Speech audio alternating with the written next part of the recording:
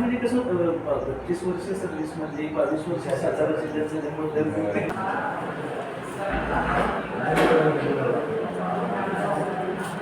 sarpanch Dena